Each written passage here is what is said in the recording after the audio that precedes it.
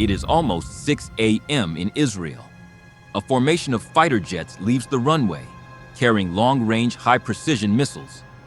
According to the CIA and Israeli intelligence, a significant part of Iran's leadership is gathered inside a government compound in Tehran.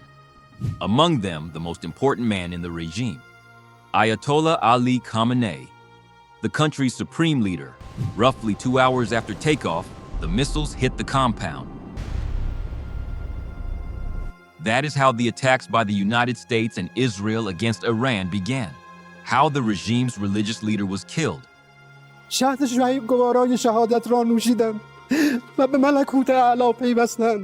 what else happened after that? Because this story did not begin that morning. The tension between Israel, the United States, and Iran goes back much further.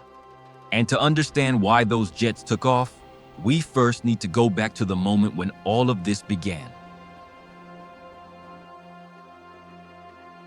By the time this video was published, new details may have emerged.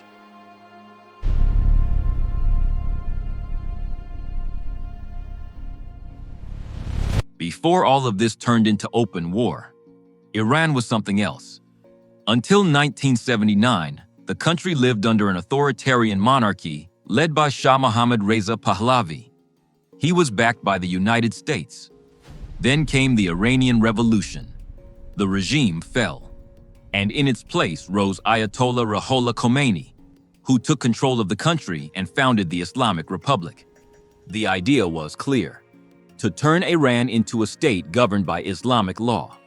With that, the old pro-Western posture disappeared. Israel and the United States came to be treated as sworn enemies.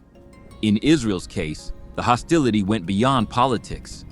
It became part of the new regime's strategic and ideological logic. Khomeini died in 1989. After him, Ali Khamenei took over, a cleric who rose quickly through the ranks and established himself as one of the most important figures in the country's religious leadership. As the years went by, the friction between Iran, Israel, and the United States stopped being occasional. It became the pattern. Sanctions began to suffocate Tehran. At the same time, the Iranian regime began funding anti-Israel militias in different parts of the region. Then, in 2002, a decisive discovery emerged. Iran was enriching uranium at 2 secret sites. And that changed everything, because enriched uranium can fuel nuclear reactors, or it can become a weapon. That had long been a fear for Israel, the United States, and their allies. Tehran repeatedly denied seeking nuclear weapons. Even so, the two countries spent years trying to slow the program down. They did it through cyber attacks, assassinations of key scientists, and, in the American case, diplomacy as well. In 2015, the Obama administration and the Iranian regime reached a nuclear deal. This is a good day, because once again, we're seeing what's possible with strong American diplomacy. Under the nuclear deal that we, our allies and partners, reached with Iran last year, Iran will not get its hands on a nuclear bomb. For a moment, it looked like the crisis had found a break, but it did not last long. In 2018, President Trump pulled the United States out of the deal. The fact is, this was a horrible, one-sided deal that should have never, ever been made. From that point on, the relationship began to deteriorate again. And when this kind of tension starts rising again, it rarely stops in the same place.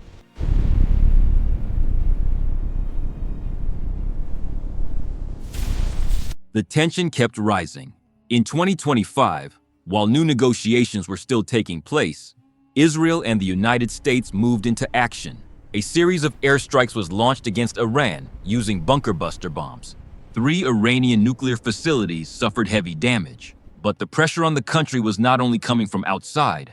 That same year, Iran sank even deeper into economic crisis. The currency collapsed, food prices soared, frustration began taking over the streets. By the end of 2025, mass demonstrations spread across the country. There were peaceful protesters, there were rioters, and all of them were calling for the end of the Islamic Republic. Trump then began openly encouraging an uprising by the Iranian people against their own government. The regime's response came with brutality. The internet was shut down across the entire country. For days, almost no news got out. When the silence began to break, the toll was devastating. Thousands dead, and around 50,000 people arrested. At the same time, the United States began positioning troops in the region, while Trump repeatedly threatened Iran. On February 26th, one last diplomatic effort took place between the two countries in Geneva.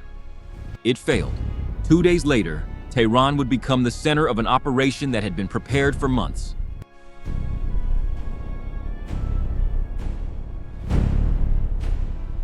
Saturday, February 28th, around 9:40 in the morning, in Tehran. Not far from a central square in the city, there is a government compound that, according to reports, houses the offices of the Iranian presidency, the National Security Council, and the Supreme Leader. That is where everything happens. Since 2025, the United States had apparently been obtaining increasingly precise information about how Ayatollah Khamenei and the Islamic Revolutionary Guard Corps communicated and moved under pressure. According to reports, the CIA had been tracking Khamenei for months. It mapped his whereabouts, studied his patterns, and concluded that he was there that morning, precisely while a meeting of senior Iranian officials was taking place at the site. The original plan by the United States and Israel was to strike at night, under cover of darkness. But the timing was changed. The opportunity seemed too good to waste. Then the missiles came. The buildings inside the compound were hit. At the moment of impact, several national security officials were inside one of the buildings. The Supreme Leader, Khamenei, according to the reports, was in another. Afterward, satellite imagery revealed severe structural damage, columns of black smoke rising over the area. Images verified by geoconfirmed, recorded on site, also showed large volumes of smoke coming out of the compound. Ali Khamenei died in that strike. Also killed were Abdolrahim Mousavi, Chief of Staff of Iran's armed forces, Ali Shamkhani, head of the National Defense Council, Mohammad Pakpour, Commander-in-Chief of the IRGC, and Aziz Nasirzadeh, Defense Minister. According to the Israeli press, 30 senior Iranian officials were killed in just half a minute in the opening strike. Half a minute, the operation received two names: Roaring Lion in Israel, Epic Fury in the United States. And none of it had been improvised. The plan had been in the works for months. Masoud Pezeshkian, Iran's president, survived. Ali Larijani, Secretary of the Supreme National Security Council, promised that the country would strike back and assured continuity of government. But the blow against the compound was only the first move. After that, Israel began hitting Iran's air defenses, especially around Tehran. Then came a third wave. Around 200 fighter jets were mobilized, sending a significant portion of the Israeli Air Force into Iran. According to reports, the goal was simple: destroy as many Iranian missiles as possible in as little time as possible. Roughly 30 minutes after the strike on Iran's leadership, the United States entered the operation directly. According to the New York Times, the American attacks were focused mainly on targets in eastern Iran, far from Israel. Iran's fleet was also hit. American warships launched Tomahawk cruise missiles at Iranian targets. U.S. ground forces used artillery rocket systems. Several military and command centers in Tehran were hit by Israeli bombing. Explosions began to be reported in different cities across the country. Trump then released a video officially announcing the military operation and calling on the Iranian people to take over their own government. We are finished. Take over your government. It will be yours to take. Later, Netanyahu did the same. נבטיח את נצח ישראל. But from that point on, reality started slipping away from the script. Shortly after those announcements, an airstrike hit the Sar Tiba Girls Elementary School in the Manab region. Iranian state media and regime officials claimed that at least 175 people were killed there, probably most of them children. At that moment, those numbers still had not been independently confirmed. According to the New York Times, the school was next to an Iranian naval base. U.S. Central Command announced an investigation into the strike, but by that point, the political damage had already been done, because when an operation of this scale starts hitting schools, the war stops looking surgical. It starts getting out of control.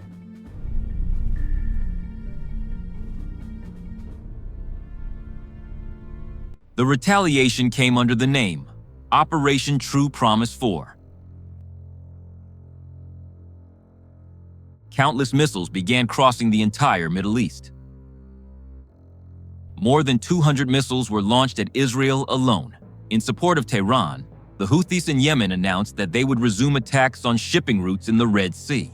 In practice, that ended the 3.5-month pause that had been in place since the Gaza ceasefire in 2025. In Iraq, the US-led coalition intercepted drones and missiles heading toward Erbil in the Kurdish region, with no casualties. Shortly afterward, different news outlets reported explosions near the region's international airport, where American soldiers were stationed. That same afternoon, Dubai entered the map of retaliation. An Iranian drone hit Terminal 3 of Dubai International Airport, effectively shutting down the airspace of the United Arab Emirates. Several luxury hotels, such as the Burj Al Arab and the Fairmont the Palm, caught fire. It was still unclear whether the fires came from a direct hit or from debris from intercepted missiles. But the UAE was not the only target. In Bahrain, missile and drone attacks hit the headquarters of the US Navy's Fifth Fleet. Images show what appears to be a Shahed drone hitting a building approximately 20 minutes from the installation. In Qatar, the Ministry of Interior reported 66 ballistic missiles launched at the country. The debris reportedly injured at least 8 people. In Saudi Arabia, Prince Sultan Air Base was targeted by ballistic missiles that, yet according to reports, were successfully intercepted. In Jordan, the military said it had shot down 49 drones and ballistic missiles, likely headed toward major American military bases spread across the country. In Kuwait, Iranian drones hit 2 passenger terminals at the international airport. In Syria, debris from an Iranian missile killed at least 4 civilians and left several others injured. Both Qatar and Saudi Arabia announced that they reserved the right to respond. The Arab League condemned Iran's attacks. After this large-scale offensive, senior NATO officials said their missile defense systems in Europe and their early warning radar in Turkey were on alert. Some experts began raising an even more serious concern: the possibility that Iran could activate sleeper cells in Europe and North America. At that point, the conflict was no longer restricted to Israel, Iran, and the United States. It was beginning to contaminate the entire system. But when a war reaches that point, the most important question is no longer just what happened. The real question is, was any of this inevitable?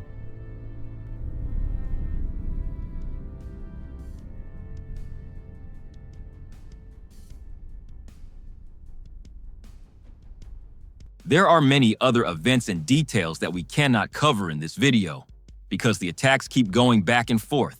But it is worth stepping back for a moment, because the United States' involvement is deeply controversial.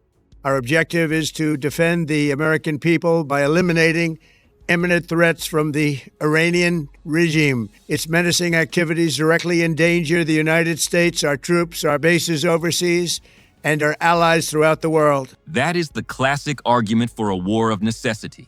The idea that there was an imminent threat, that the attack was preventive, that Washington did not choose war. It simply acted before it was too late. The problem is that this explanation has cracks in it. It is not clear how Iran's actions directly endangered the United States. According to American intelligence itself, the country was still years away from obtaining a nuclear weapon. Its ballistic missile arsenal was believed to have a range of no more than 3,000 kilometers, enough to threaten its neighbors, but not the United States. So maybe the real explanation is something else. Maybe Iran was attacked because it looked weak, exposed, vulnerable enough to make a preventive strike politically tempting. If that is the case, then this stops looking like a war of necessity and starts looking like a war of choice. These preventive wars are often condemned internationally, not only because they're optional, because if every nation went out to strike adversaries who they thought were temporarily weak, we would live in a world of constant war. Under international law, a war of choice would be illegal. There is also debate about whether the attack violated the US Constitution, since Trump would have started the war without congressional approval. Protests broke out in different parts of the world, some against the Iranian regime, others against American involvement. At the same time, oil prices rose sharply. Experts began warning of a global energy crisis because of the closure of the Strait of Hormuz. In Iran, some people celebrated the death of Ayatollah Khamenei. Others went into mourning. It is still unclear who will succeed him. For now, the regime has formed a provisional government, and everything suggests it is set on revenge. The attacks on Israeli and American bases continue. The exact death toll remains difficult to determine. According to the U.S. military, 3 American soldiers have been killed so far, and 5 have been seriously wounded. According to Al Jazeera, 10 people have been killed in Israel, 3 in the United Arab Emirates, 1 in Bahrain, 1 in Kuwait, 13 in Lebanon, and 2 in Iraq. The Iranian Red Crescent stated that at least 555 people have been killed since the attacks began, with hundreds more injured. According to the Times of Israel, those numbers do not distinguish between military personnel and civilians, and everything suggests the situation will continue to escalate in the coming days. A weakened regime was struck at its most sensitive point. Its leader died, and the response spread across the region. Did the Middle East just witness the fall of an enemy, or the birth of even greater chaos? I'm Havelock, and this is my view.